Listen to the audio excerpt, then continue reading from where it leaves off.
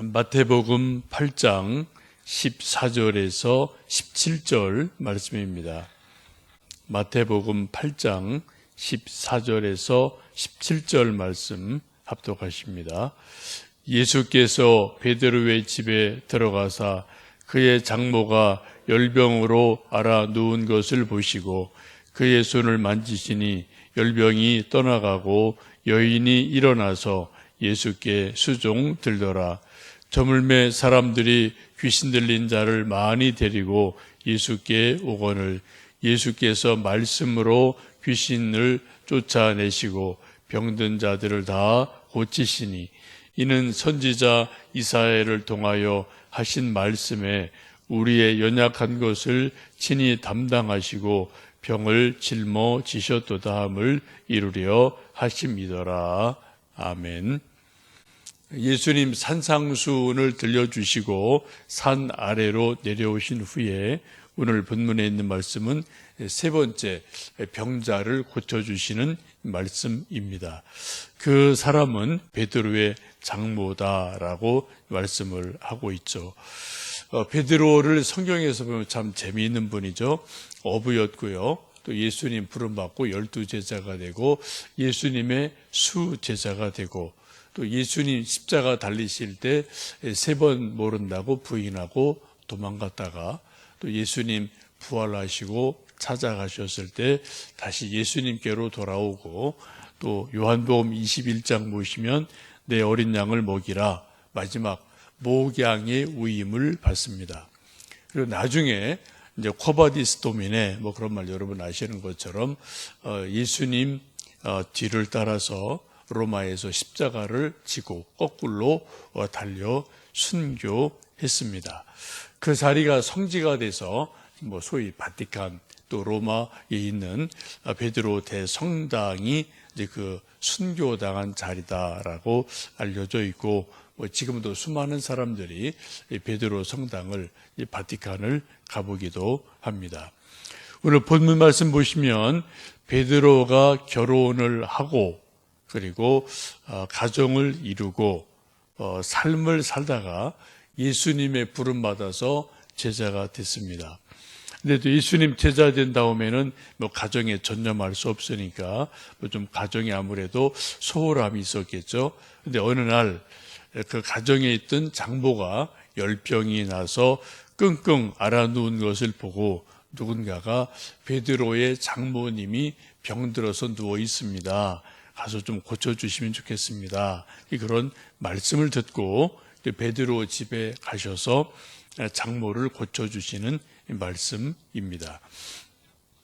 우리가 성경을 보면 베드로라는 분은 성격이 되게 괄괄한 분, 아주 뭐 성비가 급한 분, 좀 터프한 분, 이렇게 좀 생각할 때가 많습니다. 또 오늘 말씀 보시면 의외로 베드로가 상당히 가정적이다, 그런 말씀을 볼 수가 있습니다. 사도 바울은 혼자 싱글로 좀 계속 사신 분이죠. 그래서 고린도전서 9장 5절에 보면 이런 말씀을 사도 바울이 합니다. 우리가 다른 사도들과 주의 형제들과 게바와 같이 믿음에 자매된 아내를 데리고 다닐 권리가 없겠느냐라고 말하면서 사도 바울이 계속 전도 여행을 할 때 자기는 혼자 다닌 거죠. 이렇게 옆에 몇몇 이제 좀 동료나 이제 믿음의 아들을 데리고 전도 여행을 다녔는데 다른 사도들 또 주의 형제들 특별히 이름을 밝혀요.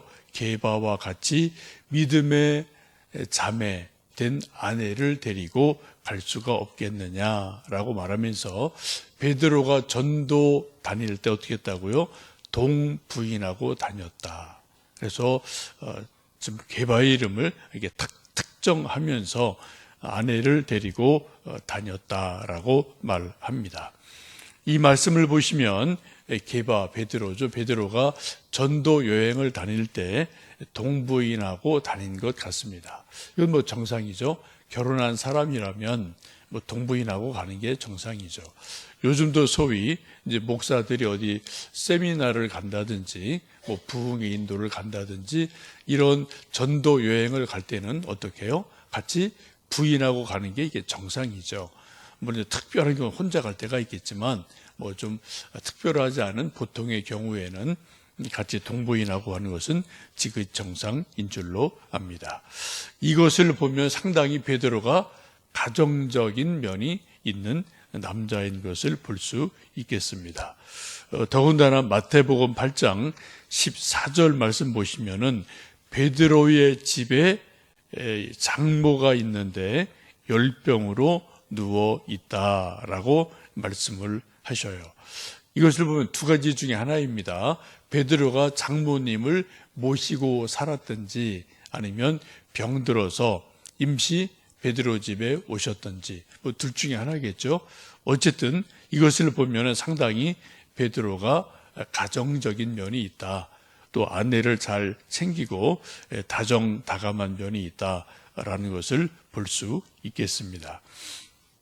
14절 말씀 보시면 예수께서 베드로의 집에 들어가사 그의 장모가 열병으로 앓아 누운 것을 보시고 그 손을 만지시니 열병이 떠나갔더라라고 말씀을 합니다. 예수님께서 병을 고치는 방법은 아주 다양하죠. 오늘 본문에 있는 것처럼 손을 잡아서 일으켜 주셔요. 또 어떤 때는 안수를 합니다. 어떤 때는 또 말씀으로 명하기도 합니다. 어떤 때는 눈 같은데 또 뭐 진흙을 발라주기도 하시고 여러 가지 방법을 쓰기도 합니다. 근데 오늘 말씀 보시면은 손을 잡아서 손을 대시니 일어났다라고 말씀합니다. 우리도 여러 가지 어려움이 있을 때 예수님의 손을 꼭 붙잡는 그러한 믿음이 있고 또 예수님의 귀한 손, 거룩한 손이 우리 손을 좀 잡아주신 일이 있으면 좋겠어요.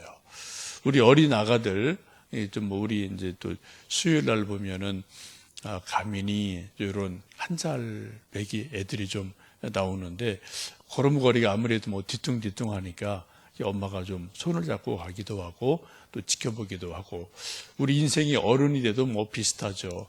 고난당하고 병들고 어려운 일 당하면 우리 인생이 뭐 뒤뚱뒤뚱 거릴 때 있고 또 넘어질 때 있는데 그때 예수님이 우리의 손을 꼭 잡아주시면 우리 흔들리는 인생의 걸음이 중심을 잡고 또 일어서게 될 줄로 믿습니다. 오늘 아침도 기도하는 가운데 주님의 손을 붙드시는 아침이 되시기를 축복합니다. 예수님이 그 베드로의 장모의 손을 만져주시고 손을 붙들어 주시니까 15절 말씀 보시면은 열병이 떠났다라고 말씀하죠. 우리 마태복음 8장 15절 말씀 읽어보십니다. 그의 손을 만지시니 열병이 떠나가고 여인이 일어나서 예수께 수종 들더라. 예수님의 손이 닿는 곳에는 치유가 있어요.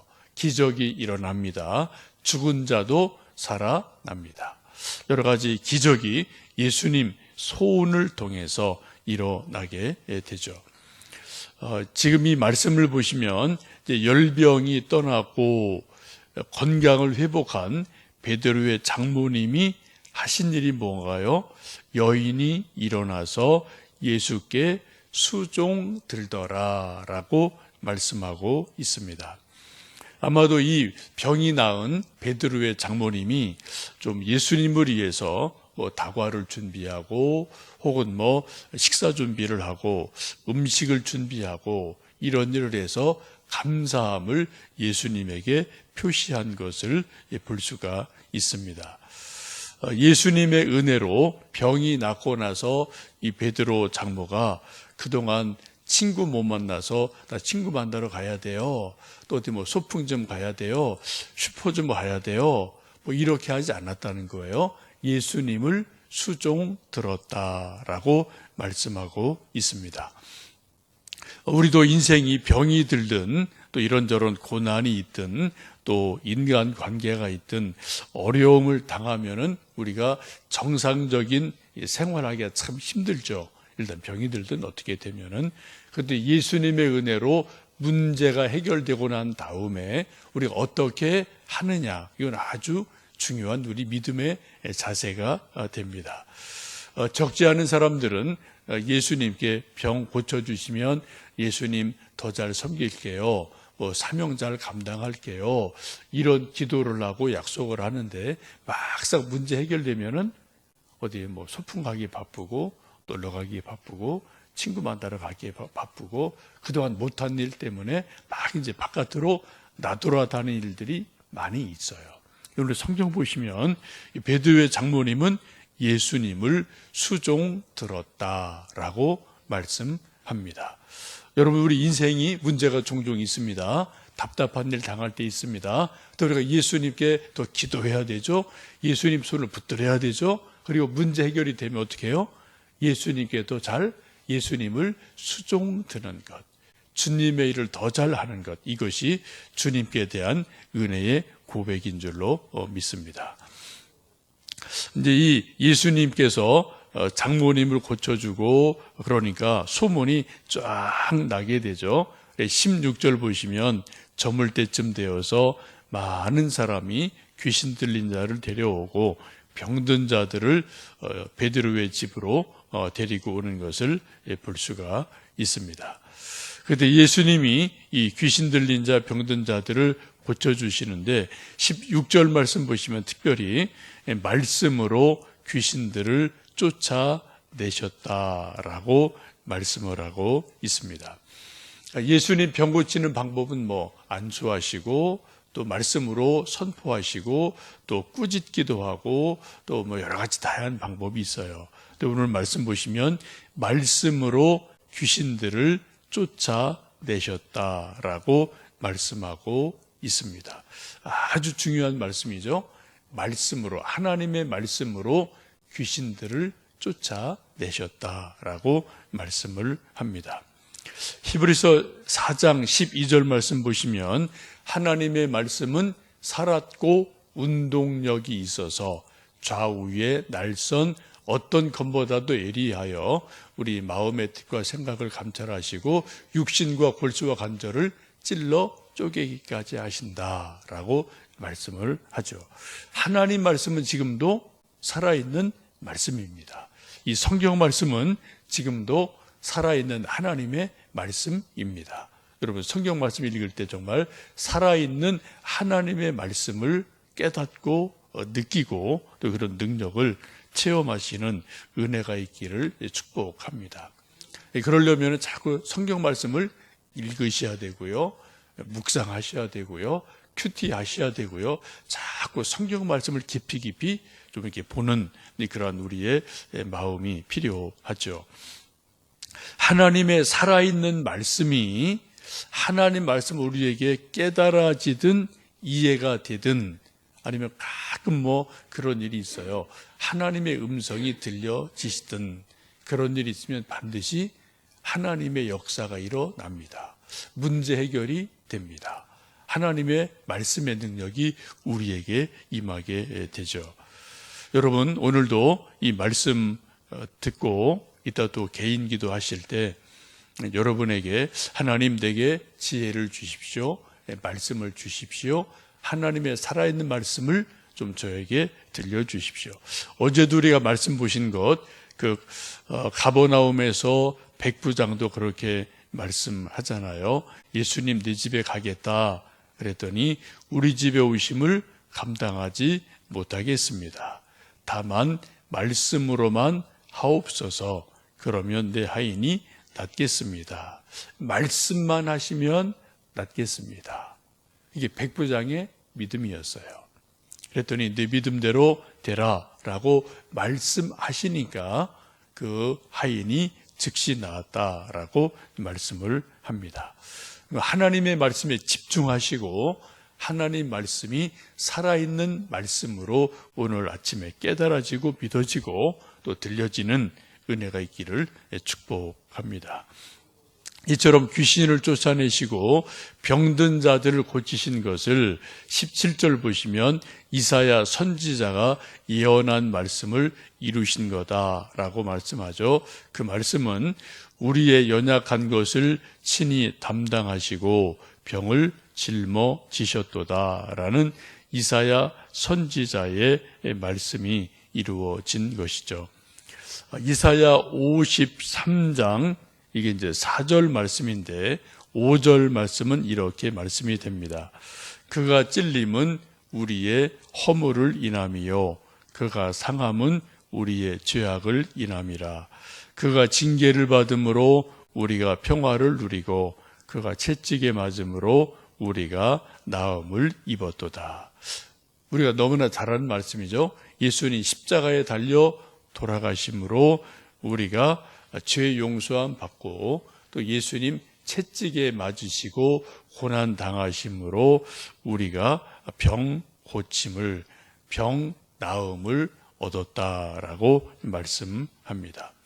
이 아침 우리 기도할 때 십자가를 좀 잘 바라보시고 십자가 붙드는 마음으로 이렇게 손으로 십자가 붙드는 마음으로 기도하시면 좋겠고요. 또 예수님 말씀하신 그가 찔림은 우리의 허물을 인함이요 그가 상함은 우리의 죄악을 인함이라. 그가 징계를 받음으로 우리가 평화를 누리고 그가 채찍에 맞음으로 우리가 나음을 입었다는 이 말씀을 꼭 기억하시고 우리 병든 몸, 병든 마음, 인생의 문제 이런 것들 주님의 능력으로 이름으로 해결받고 또 주님 내 손 잡아주십시오. 나 좀 일으켜 주세요. 또 좌로우로 치우치지 않고 생명길 예수님 손잡고 걸어가게 해주세요.